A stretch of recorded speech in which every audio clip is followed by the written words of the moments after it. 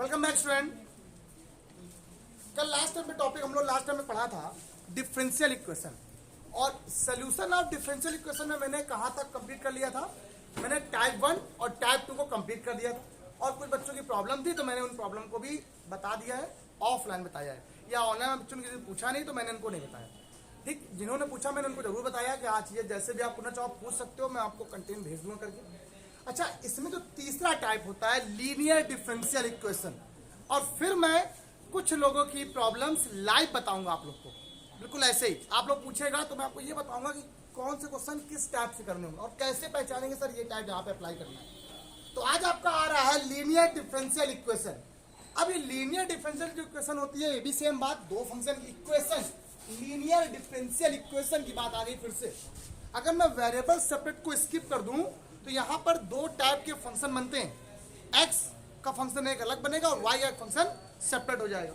अगर उसकी बात करते हैं तो ठीक बेटिया, देखो यहाँ पर तो मैंने आपसे कहा a form of D D X of Y plus P Y equal to Q, a form of D D X of Y plus P Y equal to Q, a form of ddx of y plus py equal to q, again a form of ddx of y plus py equal to q, the linear equation, linear differential equation। क्या मैंने बोला, मैं repeat कर रहा हूं बार बार तो कुछ बात जरूर होगी। तो a form of ddx of y plus py equal to q is called linear differential equation, linear differential equation with function y। Function क्या काम करेगा यहाँ पर, और x यहाँ पे क्या है, रेस्पेक्ट इंडिपेंडेंट वेरिएबल क्या है।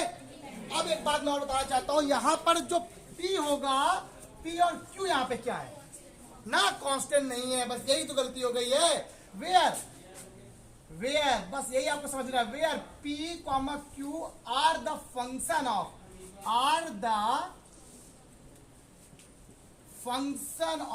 x, are the function of x।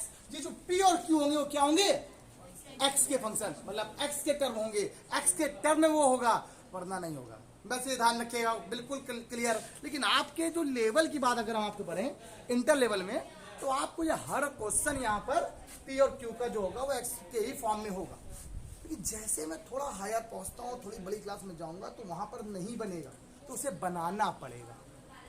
उसे क्या करना पड़ेगा, तो reduce into the linear equation, linear differential equation, उसको बोलते हैं reduce form, reduce into linear differential equation.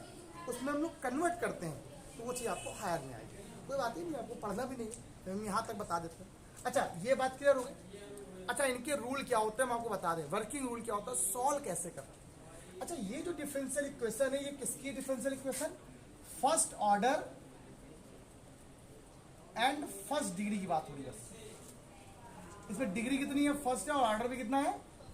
अब यहां पर एक बात और बता दें आप लोगों को, जब first order and first degree की बात होती है और first order and first degree का लीनियर डिफरेंशियल इक्वेशन होता है, तो इसमें दो वैल्यू निकाली जाती है, उनको सॉल्व करने का मेथड होता है। क्या मेथड होता है बताते हैं।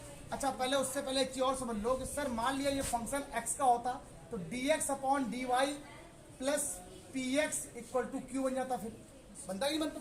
अब यहां पर p और q किसके फंक्शन होते हैं, p, q belong y, belong मतलब y, ठीक है। अगर y ना लिख के लिख दो सारी, p और q are the function of, ये y के फंक्शन हो जाएंगे। कौन, p और q किसके फंक्शन हो जाएंगे। अच्छा, वर्किंग रूल देखना जरा क्या, बस मेन वर्किंग रूल ये है, और मैं आपसे प्रॉमिस कर रहा हूँ कि आप फ्री में नंबर लेके जाओगे। कंपटीशन का तो ये रबर क्वेश्चन है, एनडीए स्पेशल क्लास जो स्टार्ट होने वाली है आप लोग की, उसमें ये हर साल एग्जाम में आता है। और क्या पूछता है मैं आपको बता दूं, अगर मैं आपको क्वेश्चन पेपर दिखा दूं, आश्रम पद्धति का एग्जाम कल हुआ, जीआईसी का एग्जाम कल हुआ, आप लोग हो जरूर 11th 12th में हो, लेकिन आपको बताऊं ना तो आपसे क्वेश्चन में पूछा जाएगा तो आपको सर ये क्वेश्चन हम लोग को आता है, ये इंटर में इतना इजी क्वेश्चन हायर बोल लिया गया, ऐसे पूछा। उन बच्चों को नहीं आता, वो पढ़ते नहीं है, तब दिमाग लगाते भी दिखाते हैं क्वेश्चन क्या आया था, और आपको दिखाते हैं 3 क्वेश्चन आए थे पेपर में कल एग्जाम में, लीनियर डिफरेंशियल इक्वेशन। हर साल कम से कम 3 से 5 क्वेश्चन आते हैं एनडीए में, और बहुत सरल होते हैं, सबसे ज्यादा इसके आते हैं सबसे ज्यादा। आज देखते हैं वर्किंग रूल क्या है। वर्किंग रूल में क्या करेंगे हम लोग, फर्स्ट ऑफ ऑल पी और क्यू को फाइंड कर लिया, वर्किंग रूल उसमें हम लोग एक चीज निकालेंगे आई एफ, क्या बोलते हैं इसे हम लोग, इसको बोलते हैं इंटीग्रेटिंग फैक्टर, समाकलन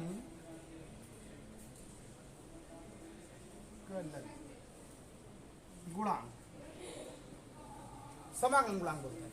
ठीक, अगर हिंदी में गड़बड़ हो जाए तो बता दें। समाकलन गुणांक कहते हैं, इसका फॉर्मूला क्या होता है, e to the power P DX होता है। क्या होता है, e to the power P DX. Clear हो गया, बस ये अगला स्टेप। अब बोलते हैं इसको रिक्वायर्ड सोल्यूशन, इसको हल बोलते हैं, अभीष्ट हल, रिक्वायर्ड सोल्यूशन क्या होता है। अब यहीं पर आप लोगों को ज्यादातर बाई पार्ट यूज करना पड़ेगा, मोस्टली बाई पार्ट यूज होता है। इसको हिंदी में बोलते हैं अभीष्ट हल, अभीष्ट हल। क्या होगा, फंक्शन y का है, y into I F, integration I F into Q D x, बस सॉल्व कर लेंगे, इसका आंसर हो जाएगा। आई एफ क्या है, इंटीग्रेटिंग फैक्टर, ठीक है, या इंटीग्रेशन फैक्टर भी बोल सकते हो आप लोग। अच्छा, एफ यहाँ पर हो गया आई एफ, और ये क्या है y, जिसका फंक्शन है, इसका y का फंक्शन है, इसलिए y x का होता, तो सेम रूल यहीं पे यहाँ बनेगा। यहाँ क्या आएगा, आई एफ बराबर क्या बन जाएगा, e की पावर p dy बन जाएगा।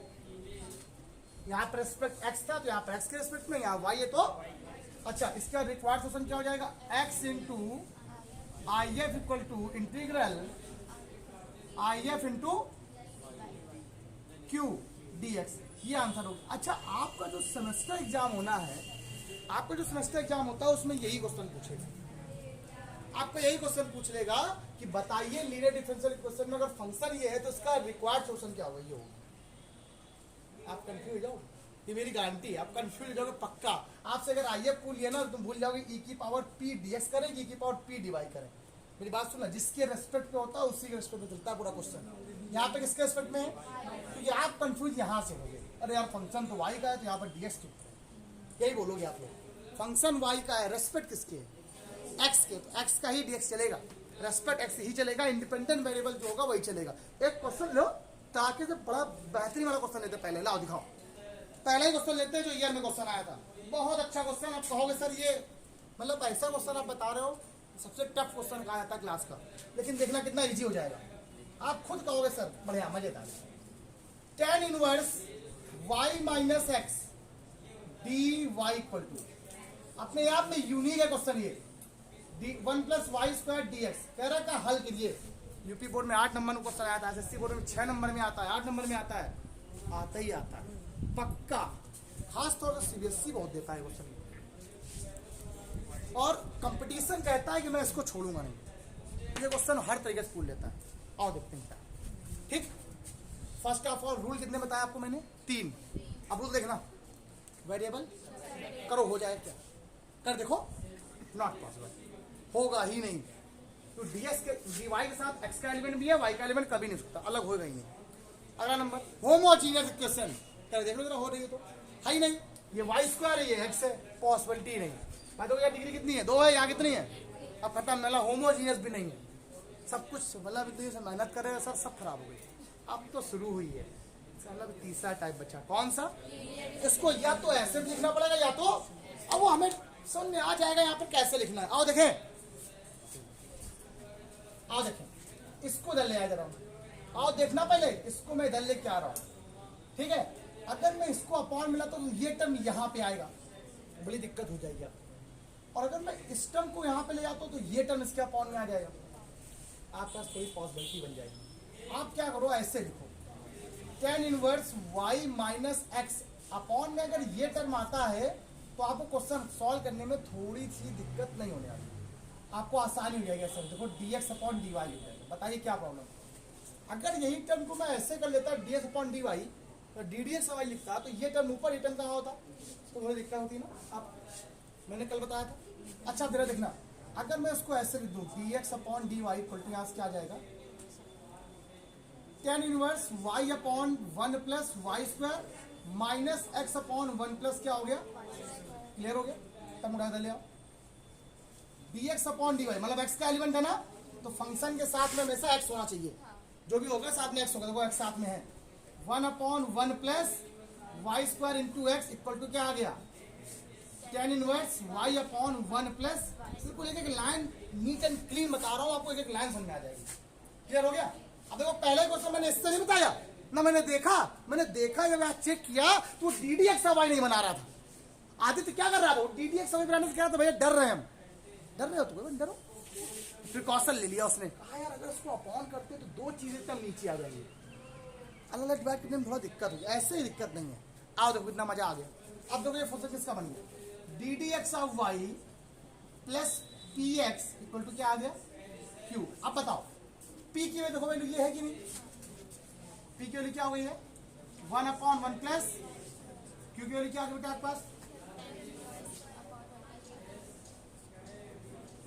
ये क्यों, पहले ही क्वेश्चन टफ ले लिया मैंने, पहले बोला आपसे।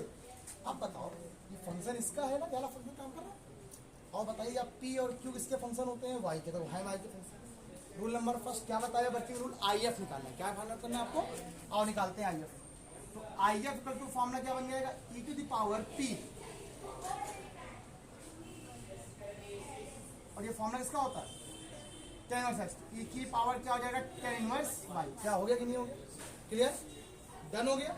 अब सर आपने इंटीग्रेशन निकाला, सी नहीं जोड़ा, वो हम आप पूरा सॉल्व करने के बाद लास्ट में जोड़ते हैं, ठीक है। अब आपका रूल क्या आगे, रिक्वायर्ड सोल्यूशन, क्या करना है आप लोग को यहाँ पर, यही करते हैं, यही लिखते हैं रिक्वायर्ड सोल्यूशन। रिक्वायर्ड सोल्यूशन क्या होगा, एक्स का टर्म फंक्शन है कि वाई का, एक्स का, तो एक्स इंटू आई एफ, बिल्कुल सिंपल पेपर है यार, पूरा आता है, ई की power tan inverse y into क्यों, क्या लिखा हुआ है, अपॉन में क्या आ गया। अब ये बताओ किन बच्चों को ये करना नहीं आता है, सब्स्टिट्यूशन है, किसको टी मान लें, tan इनवर्स y को टी माने, हट जाएगा। अच्छा एक काम करो, पहले आप लोग इसको कर लो तो मैं यहाँ बताऊँ, समझाऊँ अच्छे से इसको, जब मान ले कर देते हैं, यहाँ लिखा क्या, tan इनवर्स y को आपने टी मान लिया, 1/1 plus Y square D Y का क्या हो गया, डी टी। या सुनिएगा, तो यहाँ से क्वेश्चन क्या बन गया, e की power T D x upon ये हो गया डी टी, और ये हो गया इंटू टी, और ये क्या आ गया डी टी। याद आ गया बाई पार्ट, कौन बताएगा बाई पार्ट इसका, याद नहीं आया क्या आप लोग को, मैंने एक शॉर्टकट तरीका बताया था बाई पार्ट का, आप चाहो तो ऐसे कर लो और चाहे आईलेट्स कर लो, I L A T E, पहले फर्स्ट की सेकंड किसको मानेंगे, I L A T E का मतलब एक्सपोनेंशियल पार्ट होता है, तो ये बाद में आएगा, ये पहले आएगा, तो फर्स्ट कौन हो गया, फर्स्ट फंक्शन ये हो गया, सेकंड फंक्शन, तो first into integration of minus differential of first integral of D T. एक स्टेप लास्ट में, और जब आपने लास्ट में स्टेप लिखा वो दिख नहीं रहा होगा यहाँ पर, उसको मैं आगे कर लेता हूँ, टी इंटू ई की पावर टी माइनस ई की पावर टी क्या होता है, ई की पावर टी होता है। तो ये क्वेश्चन चल रहा था एक्स इंटू ई की पावर tan इनवर्स एक्स, उसको मैं यहाँ लिख देता हूँ। आपको क्वेश्चन चल रहा था x into E to the power tan inverse y equal to, question क्या आ गया, t इंटू ई की पावर t, t किसे माना आप लोगों ने, tan इनवर्स y ई की power tan inverse y, clear, और माइनस क्या हो गया ई की पावर, और लास्ट में सी जोड़ देना है यहाँ पर, आप लोग जोड़ दोगे। अब आपका काम है इसके आगे थोड़ा जो सोल्यूशन करना हो कर लेना, ये हो गया सोल्यूशन इसका। बताओ इसमें क्या आपको ऐसा है जो आपको क्वेश्चन समझ में नहीं आया, जो बच्चों दिख नहीं रहा हो यहाँ से देख सकते हैं। देखिए क्वेश्चन कितना गजब है, अब इसके अगर सॉल्व करना चाहते हो, अगर मान लो तो इसका जब डिवाइड करो तो यहाँ भी डिवाइड हो जाएगा, यहाँ भी डिवाइड हो जाएगा, और यहाँ भी डिवाइड हो जाएगा। आपका मन करना चाहो तो कर दो, ना करना चाहो मत करो। रुको पहले, क्वेश्चन सरल था कि नहीं थी? अगर आपको इंटीग्रेशन आती है तो आपको हर चीज आती है। यहाँ पर तो सरल हो गया, by part first into integral of second minus differential of first integral of second and whole integral. Solve कर लिया, आपका आंसर हो गया। Pause video, note it down, pass करो। हाँ तो बच्चों देखिए 3 क्वेश्चन फिर से आप लोग के लिए लाजवाब। क्या है, x log x D D X of Y plus Y equal to 2 log x। Question में क्या आया, 2 तरीके से क्वेश्चन पूछेगा। अगर उसने ये बोल दिया कि फाइंड इंटीग्रेटिंग फैक्टर, तब तो आपके लिए फ्री सुविधा हो गई कि आपको पता चल गया कि लीनियर क्वेश्चन ही बनेगा। अगर आपसे कह दिया कि समाकलन गुणांक निकालो, इंटीग्रेटिंग फैक्टर निकालो, तो बताइए जाहिर सी बात है इंटीग्रेटिंग फैक्टर किसमें निकलता है, सिर्फ और सिर्फ लीनियर डिफरेंशियल इक्वेशन में, तो आपको चेक भी नहीं करना पड़ा कुछ। दो तरीके से, कभी कभी कहेगा सिर्फ सॉल्व इट। क्या बोल दिया उसने? सॉल्व इट का मतलब होता है पूरे को सॉल्व करो। तो रूल नंबर फर्स्ट, वेरिएबल क्या हो रहा है, होमोजेनियस इक्वेशन का देख लो ऊपर, आप कर लो। तो अगला नंबर क्या आ जाएगा? Linear differential equation. क्या होती है? D D X of Y plus P Y equal to Q. D D X of Y plus P Y equal to Q. क्या D D X of Y के साथ कुछ इंटू में लिखा है क्या? बट यहाँ लिखा हुआ है, लिखा है ना, को हटाना पड़ेगा आपको। जब भी कोई भी पूरा टर्म क्या होना चाहिए, कुछ टर्म होना नहीं चाहिए साथ में। तो D D X of Y जो लिखा हुआ है, ये आपको साथ में जो एक्स लॉग एक्स उससे आप डिवाइड कर दो। D D X of Y plus Y upon X log X equal to क्या आ गया? 2 लॉग एक्स अपॉन में क्या हो गया? X log x. क्लियर हो गया? लॉग से आप लॉग क्या हो गया? Cancel. D D X of Y system में यहां ध्यान दो, एक्स लॉग एक्स 2 अपॉन क्या हो गया? एक्स। अगर मैं कंपेयर कराता हूं D D X of Y plus P Y equal to Q से, plus P Y equal to Q से, तो पी की वैल्यू क्या होती है बताइए? X log X. And Q की वैल्यू क्या आ गई है? इस क्वेश्चन में अगर आपसे कहा जाए सिर्फ इंटीग्रेटिंग फैक्टर निकालो, इंटीग्रेटिंग फैक्टर, तो सिर्फ आइए फाइंड आउट करोगे। अगर पूरा पूछता है तो सोल्यूशन निकालोगे। अच्छा, one upon X log. Done हो गया? पी की वैल्यू आइए निकालते हैं, बताओ यार कैसे होगा। आई एफ कैसे निकालेंगे? तो आई एफ यहां पे लिखा इक्वल टू ई की पावर क्या होता है? P 1 upon X log x D x. कौन बताएगा भाई? लॉग एक्स को मानो, लॉग एक्स 1 अपॉन एक्स होता है, हट गया 1 अपॉन टी आ गया। 1 अपॉन टी क्या होता है? Log T. तो यहाँ पे क्या आ गया? ई की पावर क्या है? लॉग, और टी किसको माना है आपने? और ई की पावर से लॉग हट गया, क्या है आंसर आ गया? सिर्फ लॉग एक्स आ गया। तो इंटीग्रेटिंग फैक्टर कितना आ गया? क्या तक आ गया? क्लियर हो गया? परफेक्टली हो गया तुम्हें अच्छे से? अब क्या करना है? Required solution. तूने बोला था ना रिक्वायर्ड सोल्यूशन, बताओ सर एक बार। आओ देखते हैं। फंक्शन किसका? एक्स का कि वाई का? फंक्शन किसका? एक्स का या वाई का? ये ऊपर लिखा है वाई का फंक्शन है भैया। हमने आपसे बोला था ना आप फंसोगे, क्योंकि आप कह रहे हो एक्स के रिस्पेक्ट पर। भैया यहाँ फंक्शन देखा जाता है, ये क्या ऊपर कौन है? वाई। फंक्शन वाई का है, एक्स किसके रिस्पेक्ट पर। पहले बताया था मैंने आपको स्टार्ट करने से पहले बताया था, अगर आप एक्स के रिस्पेक्ट में डिफरेंशियल करा रहे हो तो बार बार बोलोगे फंक्शन किसका है? एक्स का है। फंक्शन किसका है? वाई का। अब क्लियर हो गया अच्छे से? आओ देखे तो क्या होता है रिक्वायर्ड सोल्यूशन? रिक्वायर्ड तो देखते क्या होता है? Y into I F integral I F into Q D X. बेटा